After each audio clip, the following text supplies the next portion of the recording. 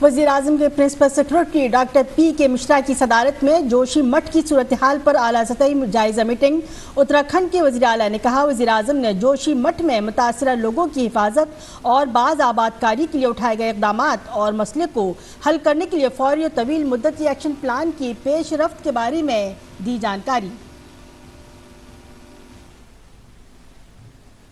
मध्य प्रदेश के इंदौर में आज से 3 रोज़ा प्रवासी भारतीय दिवस सम्मेलन की हुई शुरुआत। आज मनाया जा रहा है यूथ प्रवासी भारतीय दिवस। मध्य प्रदेश के वज़ीर आला शिवराज सिंह चौहान, मरकजी वज़ीर एस जयशंकर, अनुराग ठाकुर और नशीद परमानक ने शम्मा जलाकर किया तकरीब का इफ्तिताह। वज़ीर आज़म पीर को कॉन्फ्रेंस का करेंगे इफ्तिताह।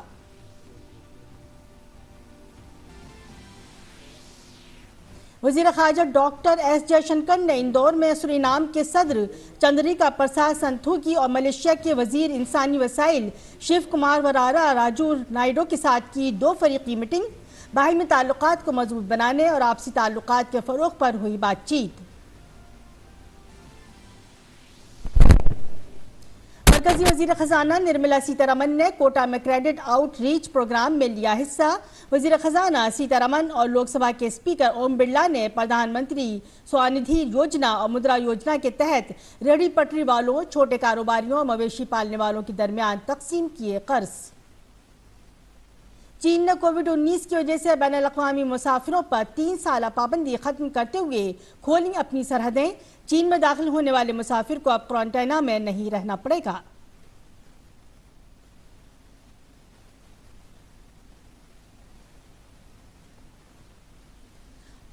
और खेल की खबरों में भारत के गोल्डन बॉय नीरज चोपड़ा ने डीडी न्यूज़ के साथ अब नए साल पर मुश्तरक किए अपने अज़ाइम।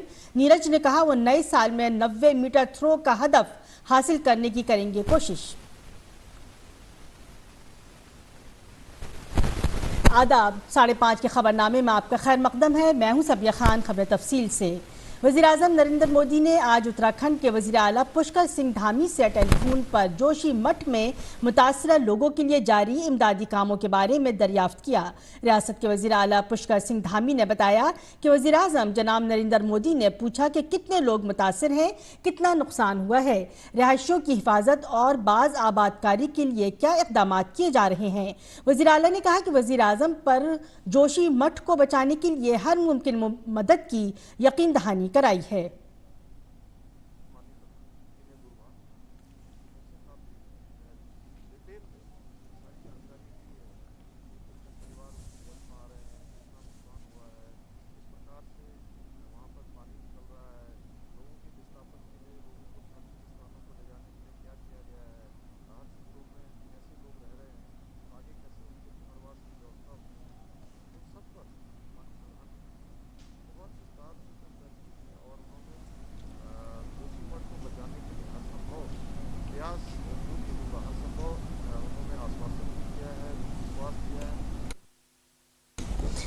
मध्य प्रदेश के इंदौर में आज से सह रोज़ा प्रवासी भारतीय दिवस कन्वेंशन का आगाज हुआ। आज यूथ प्रवासी भारतीय दिवस मनाया जा रहा है। मध्य प्रदेश के वज़ीर आला शिवराज सिंह चौहान, मरकजी वज़ीर एस जयशंकर, अनुराग ठाकुर और नशीद परमानक ने चिराग रोशन किया। कॉन्फ्रेंस 10 जनवरी को इख्तिताम पजीर होगी। वज़ीर आज़म नरेंद्र मोदी पीर को कॉन्फ्रेंस का बाज़ाब्ता इफ्तिताह करेंगे, जबकि सदर जमहूरिया द्रौपदी मुर्मू कॉन्फ्रेंस के इख्तितामी इजलास की सदारत करेंगी और प्रवासी भारतीय सम्मान पेश करेंगी। 17वीं प्रवासी भारतीय दिवस कन्वेंशन का मौजू है प्रवासी अमृत काल में भारत की तरक्की में काबिल एतमाद शराकतदार। कॉन्फ्रेंस में 70 मुख्तलिफ ममालिक के 3500 से ज़्यादा बैरून मुल्क मुकीम भारतीय शिरकत कर रहे हैं।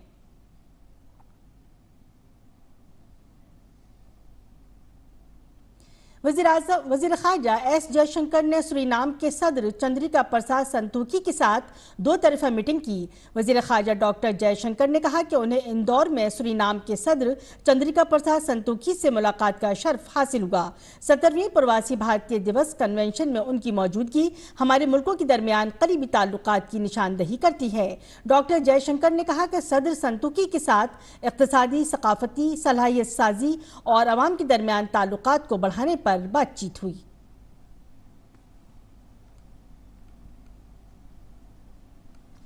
सुरीनाम के सदर चंद्रिका प्रसाद संतोखी उज्जैन महाकालेश्वर मंदिर भी पहुंचे। यहां उन्होंने भगवान महाकाल के दर्शन किए। सदर चंद्रिका प्रसाद संतोखी ने महाकालेश्वर मंदिर कॉरिडोर का भी जायजा लिया।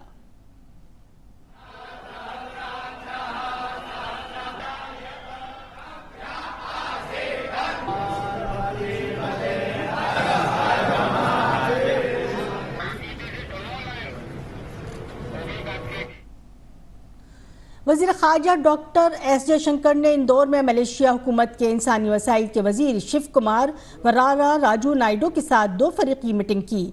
वजीर खारजा जयशंकर ने 2 फरीकी मीटिंग के बाद कहा कि मीटिंग में कम्युनिटी रवाबित को मजबूत बनाने और दोनों ममालिक के दरमियान ज्यादा से ज्यादा ताउन को फरोग देने पर तबादला ख्याल किया गया।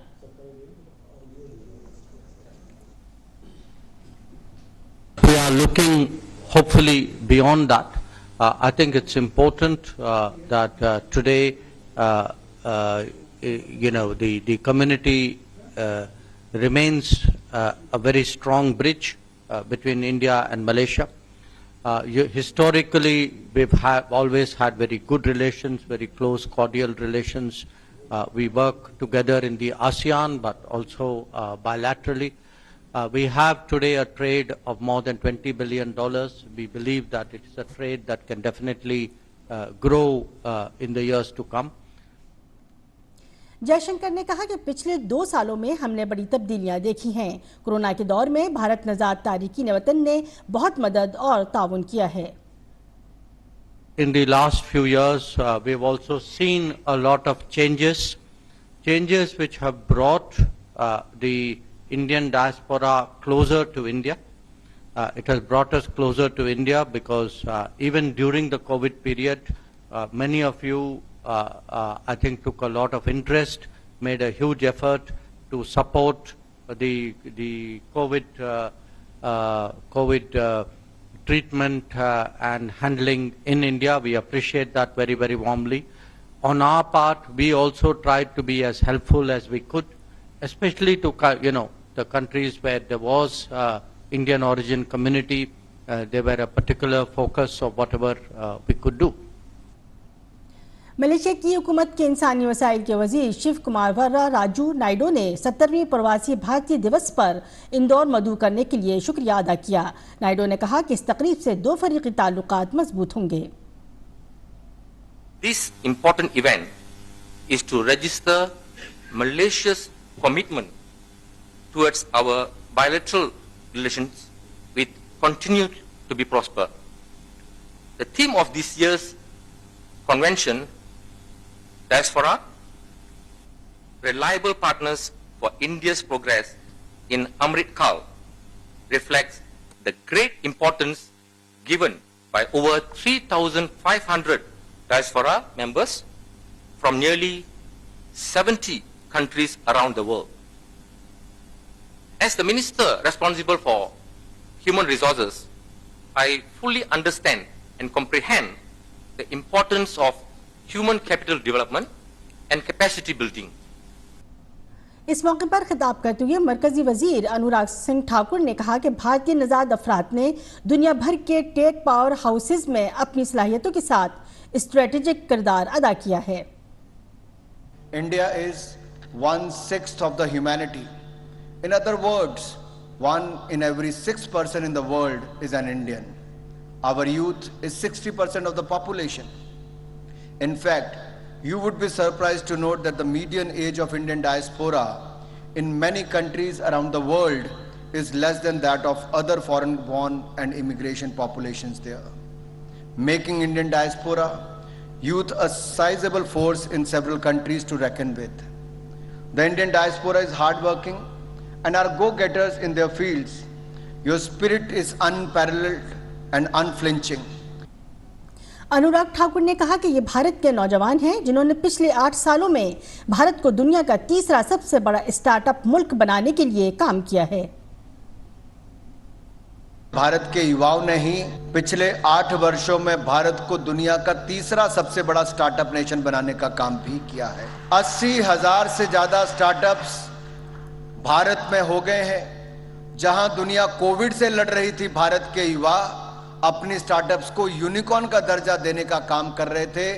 आपदा के समय भी अवसर की बात युवाओं ने दिखाई और हमारी 50 स्टार्टअप्स को यूनिकॉर्न का दर्जा भी आपदा के समय मिला। यह दिखाता है भारत के युवाओं की क्षमता क्या है। इत्तलात और नशरियात के मरकजी वजीर अनुराग ठाकुर ने मध्य प्रदेश के इंदौर में मुनक्किदा युवा इंडियन प्रवासी दिवस के दौरान सहाफ़ियों से बात करते हुए कहा कि जब हम मुस्तकबिल में काम करने की बात करते हैं तो हम ABC की बात करते हैं। इसमें A का मतलब आर्टिफिशियल इंटेलिजेंस, B का मतलब ब्लॉकचेन और C का मतलब क्लाउड कंप्यूटिंग है। मरकजी वजीर ने कहा कि नई टेक्नोलॉजी 21वीं सदी में रोजगार के नए शोबे और मौके पैदा करेगी। उन्होंने कहा कि वजीर आजम नरेंद्र मोदी की क़यादत में मरकजी हुकूमत ने देही और शहरी भारत के दरमियान फ़र्क को कम करने का काम किया है। ग्रामीण भारत और शहरी भारत के बीच के अंतर को हमने कम करने का काम किया है। देश के हर गांव हर घर तक बिजली पहुंचाने का काम किया है। हर घर तक नल पहुंचाने का काम हम कर रहे हैं। और यही नहीं, हर बहन को रसोई गैस का सिलेंडर से लेके हर बेटी को शिक्षा के अवसर देने का काम कर रहे हैं। हर गांव में ब्रॉडबैंड का कनेक्शन हो, उस दिशा में हमारी सरकार ने भारत नेट को लेके काम करने का काम किया है। मध्य प्रदेश के वजीर आला शिवराज सिंह चौहान ने कॉन्फ्रेंस में भारतीय नौजवानों की तारीफ की। उन्होंने कहा कि खेलो इंडिया से स्टार्टअप इंडिया तक भारतीय नौजवान अपनी सलाहियतों की बदौलत नए रिकॉर्ड कायम कर रहे हैं। इसके साथ ही उन्होंने रियासत में तैयार किए जा रहे स्टार्टअप कल्चर के लिए नौजवानों की सताइश की। प्रधानमंत्री जी के नेतृत्व में भारतीय युवा आज सर्वश्रेष्ठ देने का काम कर रहे हैं। खेलो इंडिया से लेके स्टार्टअप इंडिया तक, स्किल इंडिया से लेके मेक इन इंडिया तक, अटल टिंकरिंग लैब से लेकर 5G टेक्नोलॉजी तक हर क्षेत्र में भारतीय युवाओं ने अपनी प्रतिभा के बल पर नए रिकॉर्ड स्थापित किए हैं। अभी अनुराग जी बता रहे थे 100 से अधिक स्टार्टअप को यूनिकॉर्न और 4 स्टार्टअप्स को डेकाकॉर्न बनाया। ये इंदौर, अकेले इंदौर में 1500 से ज्यादा स्टार्टअप्स यहाँ के नौजवानों ने प्रारंभ किए हैं और मध्य प्रदेश के गांव-गांव से नौजवान निकल रहे हैं अपने इनोवेटिव आइडियाज लेके। वजीर खारजा डॉक्टर एस जयशंकर ने अपने खिताब में बैरून मुल्क मुकीम भारतीयों के अपने मादर वतन से ताल्लुक की सताइश की। उन्होंने कहा कि भारतीय अवाम अब बैनुल अक़वामी बिरादरी के साथ भी नए ताल्लुकात उस्तवार कर रहे हैं। This is an era where we are increasingly confident about our prospects, and when we seek to connect more closely with the Indian community, with the international community. India has the largest diaspora in the world, and many would say the most talented. But what is perhaps unique about us is the intensity of the bonding between the community abroad and the motherland. वज़ीर ख़ारजा ने कहा कि सरकार दुनिया में उन नौजवानों को एक बेहतर और महफूज माहौल फराहम करने के लिए काम कर रही है। The younger generations are also very much in the forefront of connecting India to the world. They do so not only through their activities at home, but by studying, working, and traveling abroad. Our endeavor is therefore to maximize support for them and to ensure that they realize the benefits and achievements that are due to them. We strive to create a better workplace, a more secure traveling experience, and a non-discriminatory treatment abroad. Indore में प्रवासी भारतीय दिवस conference जारी है। इस मौके पर उमूर खारजा के वजीर ममलिकत वी मुरलीधरन से खुसूसी बात हमारी नुमाइंदा मेघना देव ने की। हमारे साथ मौजूद हैं विदेश राज्य मंत्री वी मुरलीधरन। बहुत बहुत शुक्रिया सर डीडी न्यूज से बात करने के लिए। सर, आज यूथ प्रवासी भारतीय दिवस का कार्यक्रम है, अहम शुरुआत है एक तरीके से यंग डायस्पोरा से कनेक्ट करने की, क्या कहेंगे? ये प्रवासी भारतीय दिवस कन्वेंशन के साथ उसके शुरुआत में ही हमने युवा भारतीय प्रवासी कन्वेंशन का कार्यक्रम का आयोजन किया है, जिसमें केवल देश भर से नहीं दुनिया भर से युवा, प्रवासी युवा इंदौर में आए हैं और भारत का जो विविधता है, भारत का प्रजातंत्र है, भारत का पोटेंशियल है, आने वाले दिनों में, उसके बारे में वो एक्सप्लोर करे, वो अवगत हो जाए और आने वाले दिनों में उसका फायदा वो उठाए।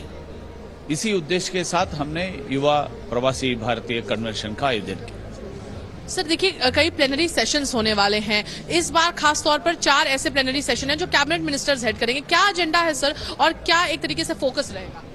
ये दिखाता है कि भारत का जिस तरह का भारत का जो स्थान है पूरे विश्व के पटल में, जो एक ताकत के नाते, ग्लोबल पावर के नाते जो भारत उभर रहा है, तो उस परिप्रेक्ष्य में भारत का जो पोटेंशियल है, वो पोटेंशियल अपने डायस्पोरा के माध्यम से और डायस्पोरा को भी उसका फायदा मिले, इस उद्देश्य के साथ हमने सॉफ्ट पावर के विषय में, विमेन एंटरप्रेन्योर्स के संबंध में, मोबिलिटी और स्किल डेवलपमेंट के विषय में, पार्टनरशिप के विषय में और इन सब विषयों में अपने जो भारतीय प्रवासी भारतीय है वो उनको अवगत कराने के लिए और उनको इस सारे विषय के बारे में उनका जो सुझाव है, ये सब लेने की दृष्टि से हमने ये किया है। G20 पे भी एक खास टाउन हॉल हो रहा है। G20 की अध्यक्षता इस वर्ष भारत के पास है, अहम है और खास तौर पर यहाँ डायस्पोरा के सामने शोकेस करना। भारत का जो G20 का प्रेसिडेंसी केवल भारत का नहीं है, पूरे दुनिया के जो समाज है, जो भारत के जैसे है, विकासशील देश है, विकासशील देशों को भी इसका फायदा होना चाहिए।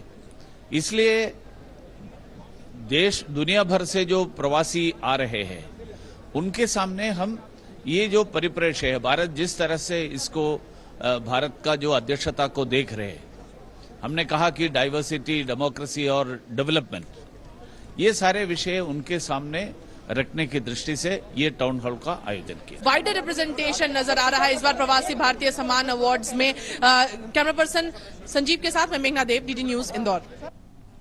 मध्य प्रदेश के इंदौर में शुरू हुए प्रवासी भारतीय दिवस कॉन्फ्रेंस में बड़ी तादाद में भारत नजाद NRI पहुंचे हैं। ऐसे में कुछ अफराद ने दूरदर्शन से बातचीत में बताया कि कैसे भारतीयों का दुनिया में वकार बढ़ा है। विश्व भर में बैठे हुए हिंदुस्तानियों से संपर्क साधा है पिछले 6-7 सालों में, वो अविस्मरणीय है। लाइक पहले हम लोगों को कोई इम्पोर्टेंस नहीं होता था। दूसरा है कि जो भारतीयों का विदेशों में उतना नाम नहीं था। मोदी जी के आने के बाद सबसे पहला काम हुआ है कि हमारा नाम काम, हमारी जो है गरिमा बहुत बढ़ी है। हमारे प्रोफेशनलिज्म को, हमारे एथिकल प्रैक्टिसेस को, जो कि भारत के रूट से जाता है, हमारे कल्चर से जाता है, इसका मान सम्मान बढ़ा है। मेरा नाम लविशा कपूर है। हम ऑस्ट्रेलिया और थाईलैंड को रिप्रेजेंट कर रहे हैं PBD में। इस साल तीसरी बार आए हैं हम इधर। PBD is very important for people like me, people of Indian origin, जो कभी इंडिया में पैदा नहीं हुए, कभी रहे नहीं, कि आए अपने रूट से कनेक्ट हो।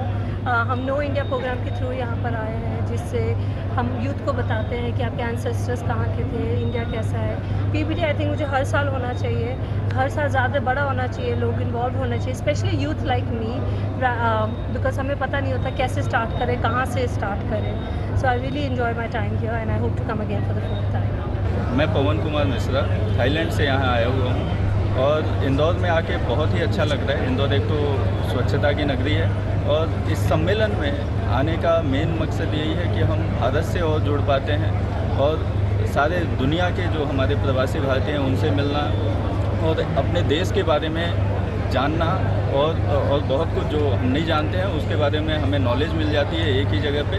और इस सम्मेलन से जाने के बाद में हमें और भी बहुत सारी जो अपने देश के लिए अच्छाई के लिए अपने देश के विकास में सहयोग हो सकता है, उस बारे में हम वहाँ जाके भी कुछ कार्यक्रम कर सकते हैं और लोगों में प्रोत्साहन कर सकते हैं कि लोग यहाँ पे आएँ और ज़्यादा से ज़्यादा अपने देश में इन्वेस्ट करें और अपने देश का सहयोग करें।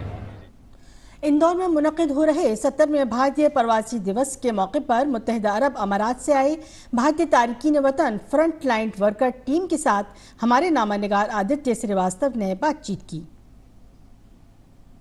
कोरोना काल में सबसे महत्वपूर्ण भूमिका फ्रंटलाइन वर्कर्स ने निभाई थी और भारत के कुछ लोग ऐसे भी हैं जो अलग अलग देशों में मौजूद हैं और फ्रंटलाइन वर्कर के तौर पर काम कर रहे थे। यूएई से एक बड़ा दल फ्रंटलाइन वर्कर्स का 17वें प्रवासी भारतीय सम्मेलन में शिरकत करने के लिए इंदौर पहुंचा है। आइए उनसे जानते हैं किस तरीके से इस सम्मेलन में शिरकत कर रहे हैं और किस उम्मीद के साथ वो यहाँ पर पहुंचे हैं। ये बताइए, अलग अलग जगहों से आप लोग पहुंचे हैं, यूएई से आप लोग आए हुए हैं। फ्रंटलाइन वर्कर्स की हाल में बहुत महत्वपूर्ण भूमिका थी। प्रवासी भारतीय सम्मेलन में तमाम प्रवासी यहाँ पर पहुंच रहे हैं और एक कनेक्ट जो होगा हमारे जड़ से जुड़े हुए लोगों का, हमसे जुड़े हुए लोगों का, हम भारतीयों का, वो देखने को मिल रहा है। जी हाँ, दुबई और इंडिया का कॉन्टैक्ट बहुत अच्छी है, मजबूती है। हम लोग इंदौर आए, बहुत अच्छा लगा। यहाँ स्वच्छता बहुत अच्छा है, देखकर बहुत खुशी हुई दिल में। क्या मैसेज दे रहे हैं आप इस प्रवासी भारतीय, क्योंकि पूरे फ्रंट लाइन वर्कर्स का एक बड़ा दल आया है? सर, हमने तो एक दिन जर्नी करके इधर दुबई को आया है, दुबई से मध्य प्रदेश को आया है, मगर इतना हमको टेंशन लगा क्यों आया, मगर एयरपोर्ट से उतरने से हमको इतना अच्छा लगा। हमारा स्वागत करना, हमारा देखभाल करना बहुत अच्छा है सर। ऐसा प्रोग्राम करना हमारे लिए बहुत बहुत खुशी की बात है। भारत लगातार सेवा भाव से काम करता है। आप सब भारतीय हैं और यूएई में अपनी सेवाएं दे रहे हैं, वहां पर फ्रंटलाइन के तौर पर काम किया आपने। किस तरीके से भारत के लोगों को बताएंगे कि क्या महत्वपूर्ण भूमिका आप लोग वहाँ निभा रहे हैं? सबका नमस्कार। सबका मध्य प्रदेश को हम लोग थैंक्स बोलते हैं, हमारा कंपनी से हमको इधर भेजा है। लेकिन अभी तक हम लोग 16 का प्रवासी भारतीय हम लोग देखा है, लेकिन आज तो अभी हम लोग देखा है, लाइव में आया था। अभी हमको मोटिवेशन कर रहा है यूथ प्रवासी भारतीयों के लेके हम लोग कैसा आगे बढ़ने के लिए। लेकिन मध्य प्रदेश को बोला क्लीनेस्ट सिटीज, लेकिन आगे बढ़ने के लिए अभी ये आगे से स्टार्ट होता है। अभी क्लीनेस्ट कंट्री तक पहुंचने के लिए यूथ को मोटिवेशन करने के लिए स्पीच दे रहा है। ये हमारे लिए अच्छा है, जो यूथ को जो कौन कौन अभी तक कोई बता नहीं सकता, अभी इधर आके हम लोग सीख सकता है कितना भी हमारे लिए को भारतीय लोग।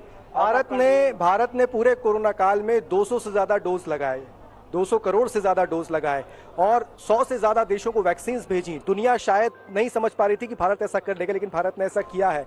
आप लोग वहां थे, गर्व महसूस होता था वहां पर? हम लोग के भारत ने इतना भरोसा है, इधर से हमको बोलता है, हम लोग जो उधर था, हम लोग उस टाइम पे हमारा जो कंपनी ने, हमारा कंपनी है, हमको कितना भरोसा दिया। जो इधर से जो न्यूज़ सुनता है हम लोग उस टाइम पे हमको कितना 100% भरोसा हो गया, हम लोग कोई कुछ नहीं होगा। जो हमारा पास भारत है, इसलिए हम लोग जो साथ में है, हम लोग पूरा हम लोग सोचा था, हम लोग बच गया। तो हमारे साथ भारत है, हम किसी भी कोने में हो पर हमारे साथ भारत है। और भारत ने जिस तरीके से काम किया था कोरोना काल में और जो फ्रंटलाइन वर्कर्स काम कर रहे थे भारत के होके दूसरे देशों के अंदर, वो एक बहुत महत्वपूर्ण भूमिका निभा रहे थे। लेकिन भरोसा भारत पर था और प्रवासी भारतीय सम्मेलन में जो तमाम प्रवासी भारतीय यहाँ पर पहुंचे हैं वो यही कहना है। कैमरा पर्सन प्रद्युम्न दुबे के साथ Aditya Srivastava, DD news, Indore.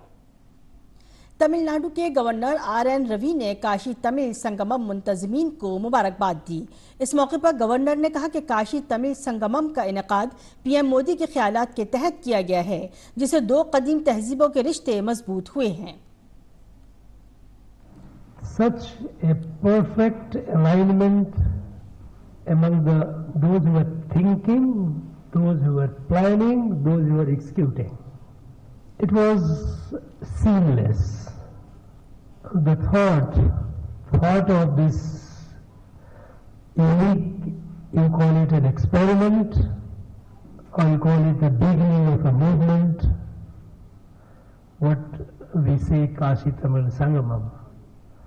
It originated in the mind of the person who is so incredible in his thought, that is Prime Minister Modi. Lok Sabha speaker Om Birla और मरकजी वजीर खजाना निर्मला सीतारमन ने कोटा में मुनक्किद क्रेडिट आउटरीच प्रोग्राम में हिस्सा लिया। इस प्रोग्राम में 1500 करोड़ रुपए के कर्जे तकसीम किए गए। मरकजी वजीर खजाना और लोकसभा स्पीकर और मकामी रुकन पार्लियामेंट ओम बिरला ने मरकजी हुकूमत की मुख्तलिफ स्कीमों के इस्तेफादा कुनंदान में चेक तकसीम किए। इस मौके पर अपने खिताब में लोकसभा स्पीकर ने कहा कि हुकूमत लोगों को खुद कफील बनाने के लिए कई स्कीमें चला रही है। बैंक छोटे दुकानदारों को के घर जाकर कर्ज देकर बाइख्तियार बना रहे हैं। उन्होंने कहा कि युवा मुद्रा बैंक के जरिए लोगों को रोजगार फराहम करने का काम किया जा रहा है। मरकजी वजीर खजाना निर्मला सीतारमन ने कहा कि तमाम बैंकों को हिदायत दी गई है वो कोटा बंडी के तमाम इलाकों का दौरा करें और फलाही स्कीमों के बारे में बात करें। उन्होंने कहा कि किसानों की तरह मवेशी परवरों को भी KCC कार्ड फराहम करने का काम किया जा रहा है। इस मौके पर मरकजी वजीर खजाना ने यह भी कहा कि हुकूमत मुल्क के लोगों को खुद कफील बनाने के लिए कई स्कीमों के जरिए उनकी हौसला अफजाई कर रही है। चीन में कोरोना के बढ़ते मामलों के दरमियान बैनुल-अक़वामी मुसाफिरों के लिए कोरोना पाबंदियां खत्म कर दी गई हैं। चीन में दाखिल होने वाले मुसाफिरों को पाबंदियों में नरमी के बाद अब क्वारंटीना में नहीं रहना पड़ेगा। इससे कबल 3 साल तक चीन आने वाले मुसाफिरों को 2 हफ्ते क्वारंटीना में रहना पड़ता था। उस वक्त चीन में कोरोना का नया वर्जन तबाही मचा रहा है। कोरोना के मरीजों की बढ़ती हुई तादाद से अस्पतालों का निज़ाम मुकम्मल तौर पर दरहम बरहम हो गया है। आलमी इदारे सेहत ने भी चीन में कोरोना के बढ़ते मामलों पर तशवीश का इजहार किया है। आलमी इदारे सेहत ने कहा है कि ओमिक्रॉन की झैली अक़साम BA.5.2 और BF.7 चीन में कोरोना इन्फेक्शन के तकरीबन 97% मामलों के लिए जिम्मेदार हैं। भारतीय भाला फेंक खिलाड़ी और टोक्यो ओलंपिक्स के गोल्ड मेडलिस्ट नीरज चोपड़ा को उम्मीद है कि 2023 में 90 मीटर के अपने ख्वाबीदा हदफ को हासिल कर लेंगे। एक डिजिटल प्रेस कॉन्फ्रेंस में नीरज चोपड़ा ने हमारे नामानिगार सुशील कुमार के सवाल के जवाब में कहा कि नए साल में उनका अज़्म अपनी बेहतरीन कारकर्दगी का मुजाहिरा करना होगा।